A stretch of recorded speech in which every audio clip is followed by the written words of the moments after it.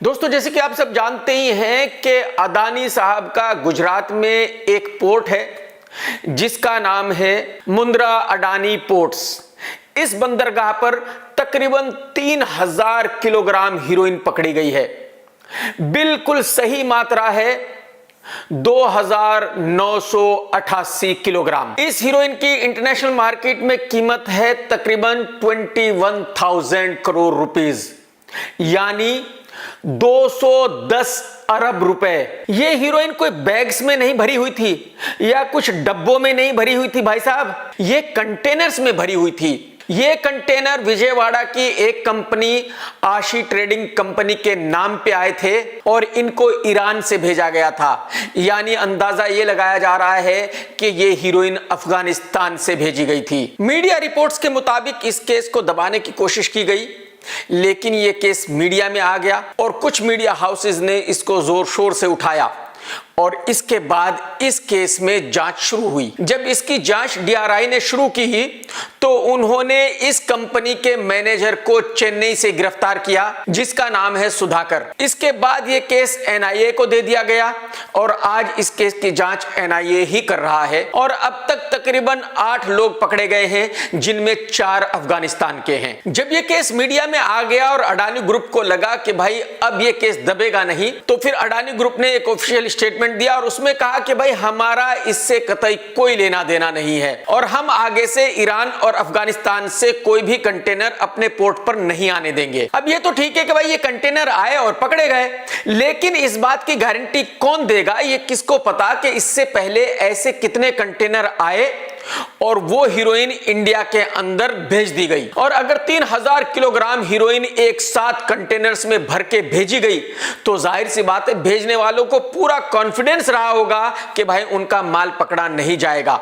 और मुझे ऐसा लगता है कि इससे पहले भी वो कई बार ऐसा कर चुके होंगे। हो सकता है 10-20 कंटेनर ऑलरेडी इंडिया के अंदर खपत हो चुके हों या हो सकता है 50-100 कंटेनर का माल ऑलरेडी इंडिया में भेज दिया गया हो। यह तो जांच का विषय है। अब यहां 2 चीजें बहुत ही ज्यादा खास हैं जिनको हम समझने की कोशिश करेंगे। एक तो यह कि भेजने वालों से ऐसी क्या गलती हुई, क्या चूक हुई कि उनका 3000 किलोग्राम हीरोइन पकड़ा गया, और दूसरा यह कि अडानी साहब ने पिछले 1 साल में प्रतिदिन तकरीबन 1000 करोड़ रुपए कमाए हैं। कितने? 1000 करोड़, यानी 10 अरब रुपए, यानी 10 बिलियन रुपए। और इसी के साथ अडानी साहब एशिया के सेकंड रिचेस्ट मैन बन गए हैं। अब आप ये पूछेंगे कि भाई 1 साल पहले अडानी की मिल्कियत कितनी थी, तो 1 साल पहले अडानी साहब की दौलत थी 1.4 लाख करोड़ के करीब, और एक ही साल के अंदर यह दौलत तकरीबन 4 गुना बढ़कर 5.5 लाख करोड़ हो गई है। आप सभी जानते हैं कि जब बैंक आपको कर्जा देता है तो तकरीबन 5, 6, 7, 8% तक का ब्याज आपसे लेता है। और अगर आप बैंक में पैसा डिपॉजिट करते हैं तो अगर आप आज 1000 रुपया डिपॉजिट करते हैं तो वो 5 साल के बाद या 6 या 7 साल के बाद 2 गुना हो जाता है, यानी 2000 हो जाता है। तो मेरे कहने का मतलब यह है कि किसी भी बिजनेस में जो प्रॉफिट होता है वो तकरीबन 10 से 20% या 25% तक होता है। और अगर किसी बिजनेस में 20-25% प्रॉफिट होता है तो यह बहुत ही बढ़िया प्रॉफिट माना जाता है। लेकिन अडानी साहब के बिजनेस में पिछले 1 साल में वृद्धि हुई तकरीबन 261% की। यह भी आपने सभी ने सुना होगा कि दुनिया के किसी भी बिजनेस में इतना प्रॉफिट नहीं है जितना ड्रग्स में। यह ड्रग्स का ही बिजनेस है जिसमें रातों रात किसी को 500 करोड़, 1000 करोड़, 3 बिलियन, 2 बिलियन का प्रॉफिट हो सकता है। जो नॉर्मल बिजनेस होते हैं उनमें वही प्रॉफिट 15, 20, 25% का होता है। और हो सकता है अगर किसी की लॉटरी लग गई हो तो भाई हो सकता है कि 50% या 75% या 100% का भी कभी कभी किसी को प्रॉफिट हो जाता है। यहां मैं ये बिल्कुल नहीं कह रहा हूं कि अडानी साहब ड्रग्स का बिजनेस करते हैं। अडानी साहब तो बहुत बड़े आदमी हैं, इंडिया के जाने माने इंडस्ट्रियलिस्ट हैं और मोदी जी के खास दोस्त हैं, तो जाहिर सी बात है वो ड्रग्स का बिजनेस तो कर ही नहीं सकते। तो एक्चुअली जिस तरह से पिछले 1 साल में अडानी साहब की दौलत बढ़ी है उसको देखकर बड़े बड़े इकोनॉमिस्ट हैरान हैं। उनका दिमाग काम नहीं कर रहा है कि भाई ये 261% का प्रॉफिट किस बिजनेस में हो सकता है? बड़े बड़े तुर्रम खान जो बहुत बड़े बड़े बैंक्स में काम करते हैं, उनका सर चकरा गया है ये कैलकुलेशन करते हुए। वो सब लोग यही पूछ रहे हैं कि भाई ये ऐसा कौन सा बिजनेस है जिसमें 261% का प्रॉफिट होता है? ये ऐसा कौन सा बिजनेस है अडानी साहब का जिसमें प्रतिदिन हर दिन 1000 करोड़ का प्रॉफिट होता है? अब वो कुछ भी सोचे, उनकी मर्जी।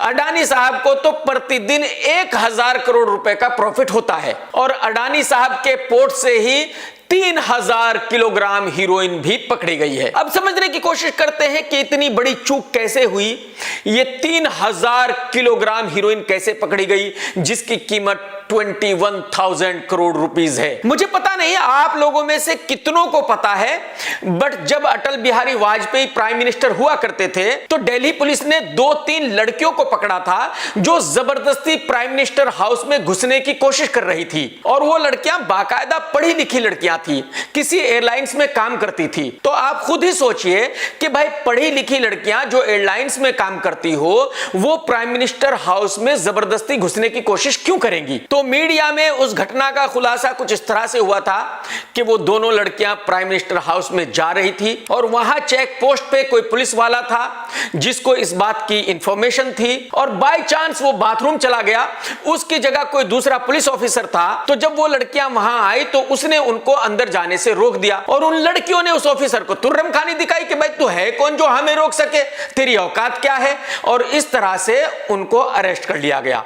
तो यानी जो कोऑर्डिनेशन था उसमें कुछ चूक हो गई थी। समझ रहे हो ना आप? ऐसा ही एक दूसरा केस मैं आपको याद दिलाता हूं।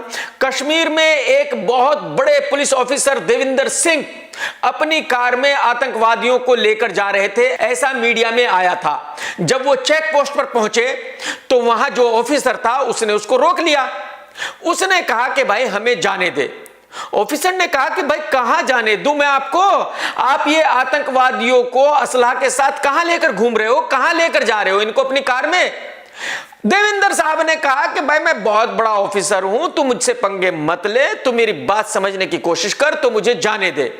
उस ऑफिसर ने बोला कि नहीं भाई बिल्कुल नहीं जाने दूंगा और उस ऑफिसर ने देविंदर और उन आतंकवादियों को अरेस्ट कर लिया। जाहिर सी बात है देविंदर साहब की पहुंच बहुत ऊपर थी, केस एनआईए के पास भी गया, लेकिन देविंदर साहब आराम से जेल से बाहर आ गए, उनको जमानत मिल गई। और इस केस का खुलासा कुछ इस तरह से हुआ कि भाई देविंदर साहब जब उन आतंकवादियों को अपनी कार में लेकर उस पोस्ट पर पहुंचे तो वहां कोई दूसरा ऑफिसर ड्यूटी पर उस वक्त होना चाहिए था, बट कुछ गलती हो गई और उस ऑफिसर की जगह कोई दूसरा ऑफिसर वहां ड्यूटी पर था जिसको इस बारे में कुछ पता नहीं था। और जाहिर सी बात है जब उसने देविंदर और आतंकवादियों को देखा तो उसने उनको अरेस्ट कर लिया। यानी कोऑर्डिनेशन में थोड़ी चूक हो गई। अब आते हैं मुंद्रा अडानी पोर्ट पर, जहां पर 3000 किलोग्राम हीरोइन पकड़ी गई जिसकी कीमत 21,000 करोड़ रुपीस है। तो जो रिपोर्ट्स आ रही है उनके मुताबिक यहां भी कोऑर्डिनेशन में कुछ गड़बड़ हो गई और इसीलिए ये 21,000 करोड़ रुपीस की हीरोइन पकड़ी गई।